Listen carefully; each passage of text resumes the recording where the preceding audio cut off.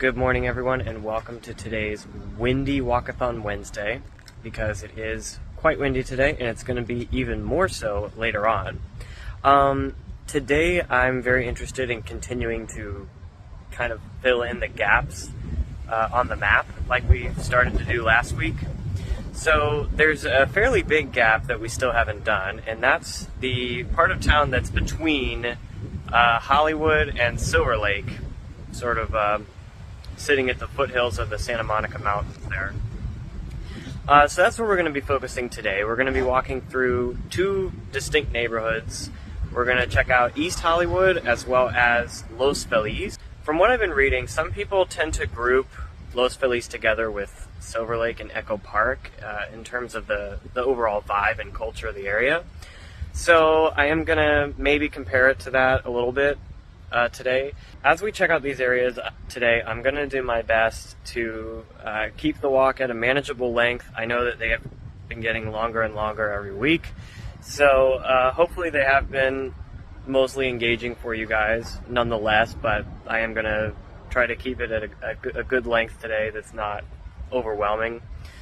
That being said, there is a lot to dive into, so let's get right into it. Starting out on Sunset Boulevard, we're actually just north of the part in Silver Lake we walked through a couple weeks back. As such, the feel of the area is similar, robust but still full of interesting artisan shops. Want to eat here? But who knows, maybe this is another case of looks like shit but is the shit. I have stepped on more glass along this corridor than anywhere ever. Note also the empty alcohol bottle. There's a production company for everything these days. Found a tiki bar, Tiki Tea. Los Feliz is generally considered a nicer area, and the further north we walk, the less grimy it gets. And as you might expect, this lends to more hip, read expensive, shops, cafes, and such. There's even a little theater hidden back here, next to a bookstore. This is the Hillhurst Avenue Strip, which is largely dotted with trees. Well, here we are. And what's that in the distance there? Yeah. It's Hollywood sign.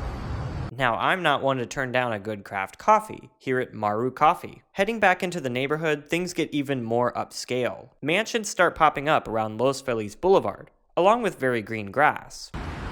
So this is Los Feliz Boulevard here. You can see it's everything pretty much north of this boulevard is nice mansions and very expensive housing.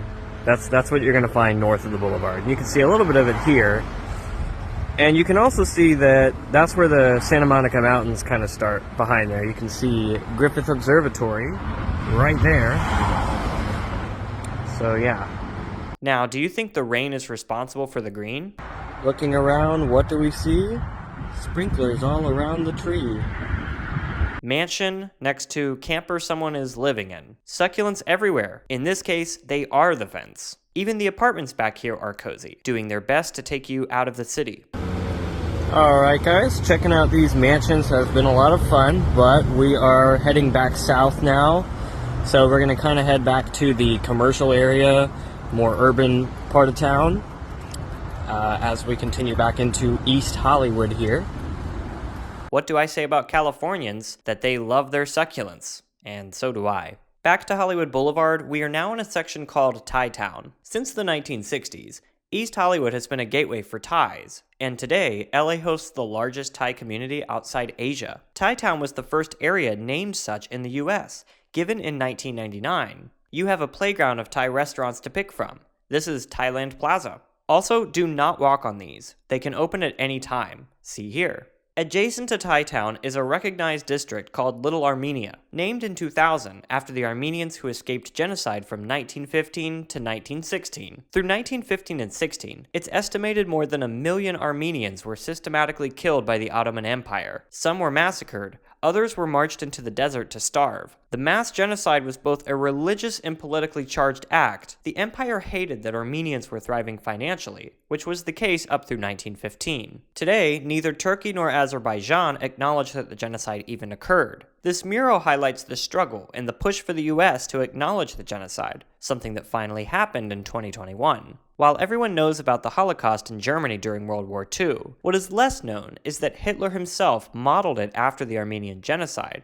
which also consisted of concentration camps. This was one of the greatest assaults on humanity in history. Today, Armenia remains engaged in conflict with Azerbaijan over their Artsakh region, an enclave almost entirely occupied by Armenians. Armenian immigrants came to LA from various places, like Lebanon, Iran, and Romania. Today's lunch has some relevant history behind it too, here at Falafel Iraq's. The owner of this restaurant came to the US in 1976 from Lebanon, establishing this location in 1982. His grandfather was an Armenian born in Turkey who escaped the genocide to Lebanon. His menu, as a result, hosts a Lebanese influence, as that's what he grew up cooking. Falafel and shawarma as prime examples. And it's damn delicious. Armenian coffee is also a particular treat. The coffee is so finely ground that it is not strained. Then it's prepared in an ibrik, a copper pot. Wasn't served here, but usually is. Notice the froth here. The texture is thicker, and the taste is much deeper, often prepared with spices like cardamom. When I was in Egypt back in 2021, I drank this shit every day. It is my favorite preparation of coffee beyond all others. I even prepare it myself at home sometimes.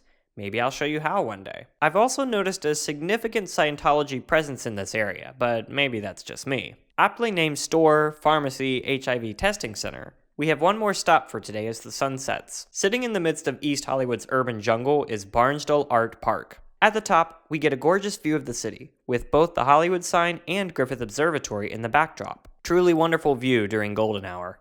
Alright, you guys, that is going to be the end for today. You can see I found a cozy little quiet spot here in the mountaintop park. Took me right out of the city. It's really great. I think I'm gonna watch the sunset here once we kind of wrap this up. But yeah, I really enjoyed walking through East Hollywood. Very multiculturally rich area. A lot of fun to explore and to further my appreciation for Los Angeles as a cultural haven. I mean, I haven't been bored of this city since I moved here. So, yeah, I hope you guys learned a lot today. I certainly did, and I will see you next week.